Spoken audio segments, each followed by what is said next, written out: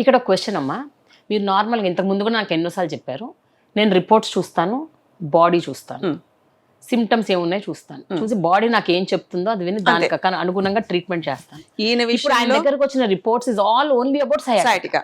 ఎందుకంటే డాక్టర్స్ ఈయన pain symptoms తోటి ఈయనకి చెప్పింది స్పైన్ స్క్రీనింగ్ ఉన్న లంబార్ మొత్తం అంతా కూడా చూశారు. బట్ మీరు సర్వైకల్లో చూస్తే there is like sort of dip in that C1 C2 దగ్గర. సో అది ఆయన అక్కడ సిమ్టమ్ ఆయన తెలియదండి, అన్ని కూడా సిమ్టమ్స్ తో ఉంటేనే అని లేదండి బాడీకి, ఒక్కొక్కసారి ఎసిమ్టమాటిక్ ఉంటాయి.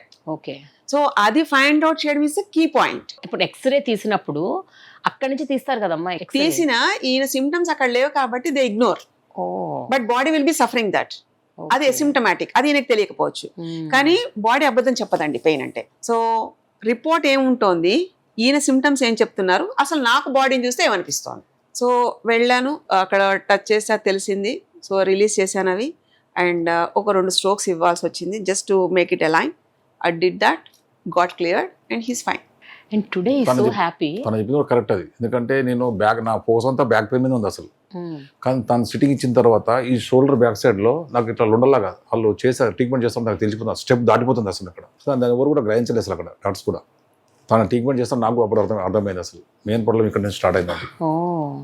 నా ఫోకస్ అంతా బ్యాక్ పెయిన్ L4 L5 అనేది డాక్టర్స్ మీద ఫోకస్ చేసి తప్ప షోల్డర్ బ్యాక్ సైడ్ లో ఇట్లా ఉండలాగా ఉంది అసలు. తన ట్రీట్మెంట్ చేస్తాడు నాకు స్టెప్ దాటిపోతుంది అసలు, దాన్ని కరిగిచ్చింది అసలు బాగా. అసలు రూట్ కాజ్ ఎప్పుడు పెయిన్ లేదు కాబట్టి తెలియదు.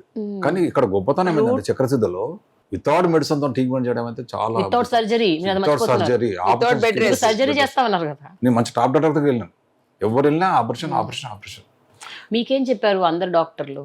ఒకవేళ సర్జరీ చేస్తే కంప్లీట్ గా పక్కాగా నయమైతుందని చెప్పారా? పక్కగా నయమంతా చెప్తారు, కాదని చెప్పారు కదా మేడం వాళ్ళు. చెప్పి చేయించుకున్న వాళ్ళు ఫెయిల్ అయిన వాళ్ళు చూసినా కదా నేను కల్లారా. ఇప్పటికి ఇంకా బెడ్ రెస్ట్ ఉన్నారు.